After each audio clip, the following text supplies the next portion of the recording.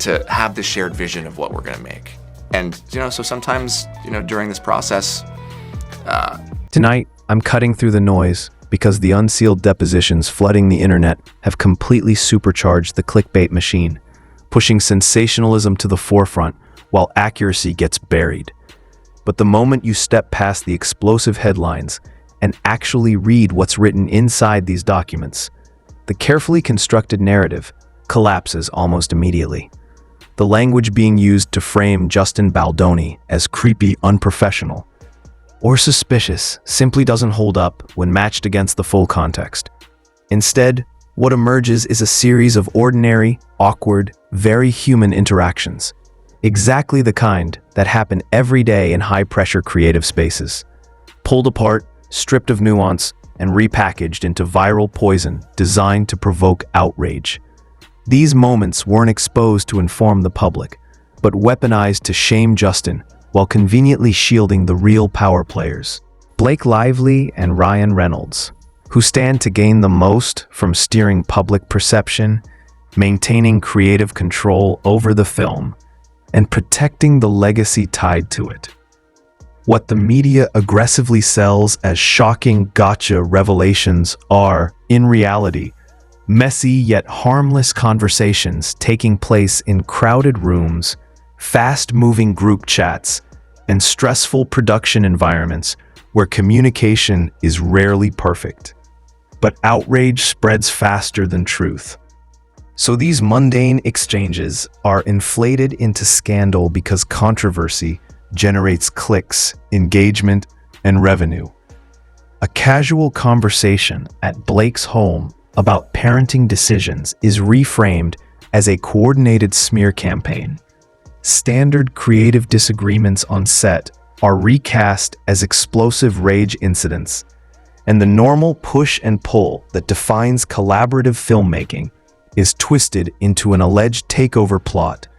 Meanwhile, Justin's legal filings calmly and consistently emphasize that the facts should be allowed to speak for themselves, a request that rarely survives in a media ecosystem where emotional vibes travel faster than evidence and repetition replaces verification.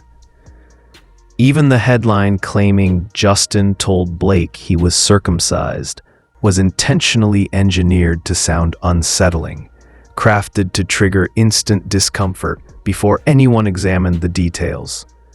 Yet the actual documents describe a straightforward group conversation at Blake's New York home while she was heavily pregnant, surrounded by friends, with Ryan moving in and out of the room, all discussing a topic that commonly comes up among expectant parents. When that context is deliberately removed, what's left is manufactured shock value and reputational damage, not clarity or truth. The pattern is unmistakable. Strip away nuance, amplify discomfort, and let the headline do the harm before the facts ever have a chance to catch up. Turning a simple parenting conversation into a scarlet letter doesn't prove harassment. It exposes how far some people are willing to go to twist an ordinary moment into a weapon, especially when shaping emotion is far easier than proving actual wrongdoing. This angle is pushed because it sticks fast and simplifies the story. Once the public feels something strongly, they stop digging, and that emotional reaction becomes the entire narrative. That kind of instant labeling is perfectly timed if Blake and Ryan want Justin branded as unsafe without the burden of real evidence. Meanwhile, Justin keeps pointing back to the record, repeatedly emphasizing that context, intent, time, and place matter, and that most parents talk about uncomfortable or personal topics before a birth because that's real life, not scandal.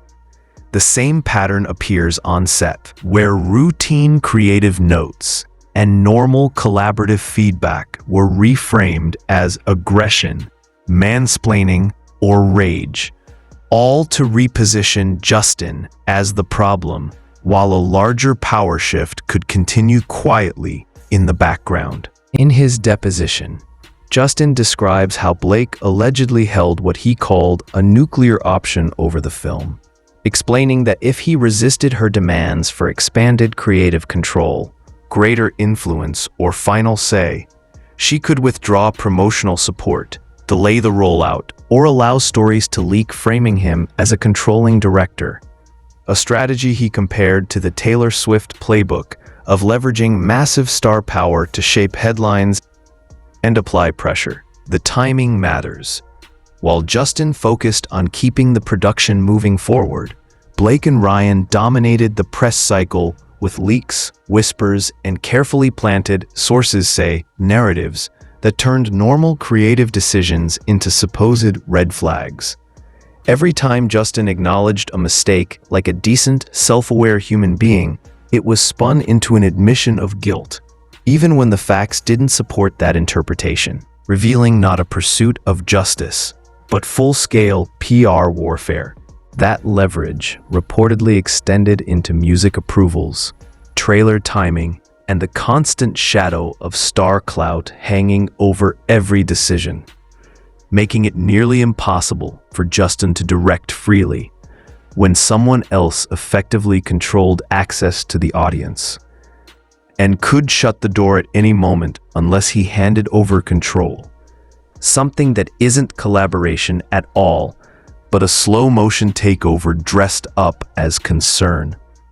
Justin went along because he understood that in today's media climate, one explosive headline can end a career overnight. And so he chose to protect his team by playing defense inside what felt like a shark circle, rather than lighting a match that could burn everyone involved. Producer Alex Sachs repeatedly escalated normal, everyday set tension by labeling ordinary professional disagreements as yelling, rage, or narcissism. Yet when pressed for basic specifics, what scene, what exact words, what precise moment, the details consistently blurred while the emotionally charged labels remained intact. That pattern matters because buzzwords do the dirty work. Calling a director aggressive avoids admitting he was pushing for one more angle under pressure. Calling something mansplaining avoids acknowledging it was a stressed group note session with multiple voices involved. This is narrative engineering at its peak. Take ordinary friction, inject dramatic vocabulary, strip away context, and transform a professional disagreement into character assassination designed to cast Justin as the villain and quietly clear the runway for a power grab hidden behind manufactured outrage. It's a tactic built not on evidence, but on manipulating feeling, weaponizing the vibe while skipping the hard work of proof and shaping the story exactly the way the power players want it shaped. When you look closely at how events unfolded, the motive becomes hard to ignore. While Justin pushed for the shots he believed were necessary to tell the story properly, Alex kept pushing to move on while simultaneously positioning herself as someone who could supposedly run the movie, which isn't protecting the project but circling the director's chair. At the same time, Blake was exerting influence through the press, steering perception around the cut and creating a pattern where turning the director into the problem conveniently opened space for someone else to step into his authority. That's why moments like the Book Bonanza screening raise serious questions. Whose version of the film were audiences actually watching, and who approved it? If applause was manufactured by slipping in a preferred cut to build momentum before the real edit was finished, that's not artistry, it's campaigning, creating a false consensus before the process is complete. The truth is, this was never an unsafe set. It was a normal, high-pressure filmmaking environment, later twisted on paper to make Justin look unfit. Because once he's painted as the problem, the power grab suddenly reads like a heroic rescue. Look at the outlets pushing these stories: gossip pages, entertainment blogs, anonymous insider accounts. They're not chasing truth. They're chasing time on page, because the nastier the headline, the longer people linger. That's how a normal, awkward parenting conversation gets reframed as a creepy confession, and a routine, creative disagreement becomes rage, not because it's accurate, but because the algorithm rewards exaggeration. The formula is simple. Pull a single line from a deposition, strip away where it happened, who was present, and why the topic came up. Attach a loaded word like bizarre, inappropriate, or disturbing. Publish fast, hope it trends, and quietly update later when fewer people are watching, leaving the damage glued to Justin while the truth sinks out of sight. And who benefits from that cycle? Blake and Ryan, because every outrage wave makes Justin look less credible and easier to sideline, while any information that helps him, timelines, full quotes, receipts, is dismissed as defensive PR, creating a rigged game where heads they win and tails he loses. But audiences are starting to wake up. Parents know real conversations are messy. Film crews know directors push for one more take. And reasonable people understand that slapping a buzzword like mansplaining onto a tense group call doesn't magically prove abuse. Once the missing context is restored, the narrative flips. Justin looks like a director trying to save his film, while Blake and Ryan look like stars running a coordinated pressure campaign with tabloid amplification. And that's exactly why it's time to close the loop by looking directly at the receipts and the reported summaries themselves. The circumcision moment was nothing more than a group parenting conversation at Blake's home, with Ryan drifting in and out and other people around, not private, not flirty. and certainly not a crime. Yet it was stripped of context and repackaged to sound sinister. In the same way, the so-called rage on set wasn't explosive behavior at all, but the classic director-producer tug-of-war over time, pacing, and camera angles that happens on almost every film, later rebranded as abuse to make Justin appear unfit for the role.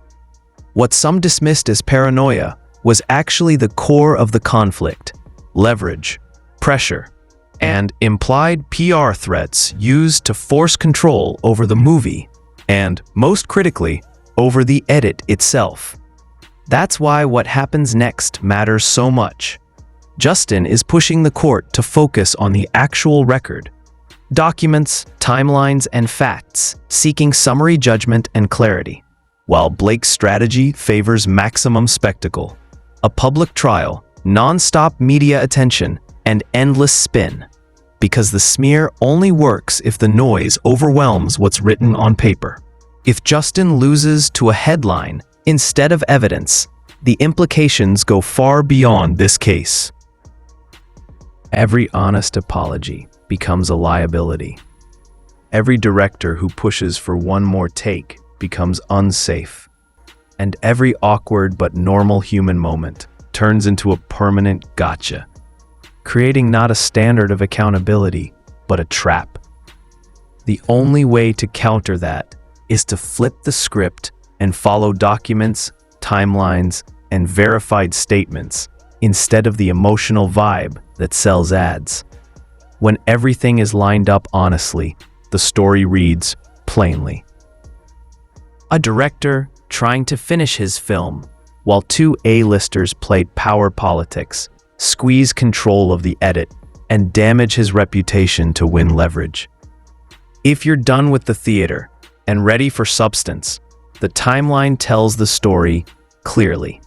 November 2022 brings the so-called circumcision bomb, which was simply a group parenting chat in Blake's New York home with Ryan and staff moving around, later ripped from context. Spring 2023 brings major contracts and a shift in leverage. May 2023 marks the start of filming, ... where normal set friction is suddenly labeled yelling, mansplaining, or unsafe, turning buzzwords into bullets aimed at weakening Justin's authority. As production and post continued, leverage expanded into trailer music approvals, whisper campaigns, and pressure cycles triggered whenever Justin didn't bend, with each outrage wave making it harder for him to control the cut. Then came the screening flex, where fans saw a version that appeared aligned with Blake's preferred narrative, pushing the campaign forward long before the final edit was even locked, reinforcing how control of perception, not safety or truth, had become the real battleground. The applause itself becomes a weapon, repackaged as supposed proof that her preferred cut is the superior version. And the real question isn't whether people clapped, but who engineered that moment and who benefits when a crowd is primed before the studio process is even finished. It certainly isn't the director trying to protect his creative vision, it's the people positioning themselves to seize control. While premiere windows glow and red carpets shimmer for the cameras, behind the scenes, Justin is steadily pushed into the shadows. Because once he appears diminished, sidelined, or weakened, the takeover suddenly looks justified instead of manufactured. When the unsealed depositions drop, the same PR machine immediately goes to work, slicing, cropping, and memeing the messiest lines, stripping away context to feed the outrage cycle. And once you trace the sequence of events honestly, the motive becomes impossible to miss. Isolate Justin, dominate the edit, and damage his reputation, just enough to consolidate power without ever looking like the one staging a coup. That's why it's time to map exactly which levers were pulled and how nearly every headline lined up with a strategic move. First comes the PR lever. Whenever pressure is needed, a polished, emotionally loaded headline appears, always context-free, always framing Justin as unsafe, because the objective is simple: make audiences flinch so studios retreat out of fear, letting panic do the work. Then comes the edit lever, because whoever controls the cut controls the story, and pushing a preferred version into friendly rooms creates artificial momentum that later gets cited as proof the director's vision doesn't work. Not because audiences truly chose it, but because the deck was stacked from the start. Next is the star power lever, where Ryan's halo and Blake's carefully maintained brand open doors for them, while quietly closing others, allowing coverage to tilt on command. When they want silence, phones stop ringing, and when they want noise, an orchestrated chorus appears, which isn't influence born of merit, but sheer muscle. Then the set leverage lever turns ordinary director's notes into rage, normal debate into mansplaining, and everyday production friction into moral failure, replacing facts with labels so Justin appears unfit and expendable, making it easier to justify taking his seat. Finally, the legal lever drags everything into public spectacle, pushing depositions into headlines, cherry-picking lines for maximum damage, and angling for a circus-style trial where the longer the chaos drags on, the more reputational harm calcifies. Put together, it's not a series of coincidences, but a coordinated pressure system, one designed to make control look earned, applause look organic, and displacement look like accountability rather than strategy. While Justin pushes for summary judgment, where facts are supposed to matter more than feelings, the whisper lever keeps dropping perfectly timed, sources say bombs, right before key meetings, screenings, and legal filings, ensuring that timing replaces truth and every rumor becomes a pressure point. When you add all of this together, a coordinated system comes into focus, one built on control of the edit, headline shock, star clout, and weaponized buzzwords, a system that nearly succeeded until documents surfaced and the full timeline exposed the pattern underneath. Once you start tracking it closely, you can see how every major headline spike aligns with a backstage power grab rather than any genuine safety concern. Spike 1 is the circumcision outrage, which lands precisely as quiet chatter grows about creative cuts and control, followed immediately by a deliberately uncomfortable headline framing Justin as creepy instead of careful, forcing him into defense mode while Blake and Ryan advance their narrative unchecked. Mission accomplished, public attention diverted, and the ground softened for a takeover. Spike 2 is the aggressive on-set storyline, released just as editing disputes intensify, where vague accusations and inflated labels paint Justin as unstable or unfit. Producers are cast as calm problem solvers, transforming an ordinary time versus quality debate into a supposed character flaw. Spike 3 is the applause play, where a crowd reacts positively to a version tied to Blake. That reaction is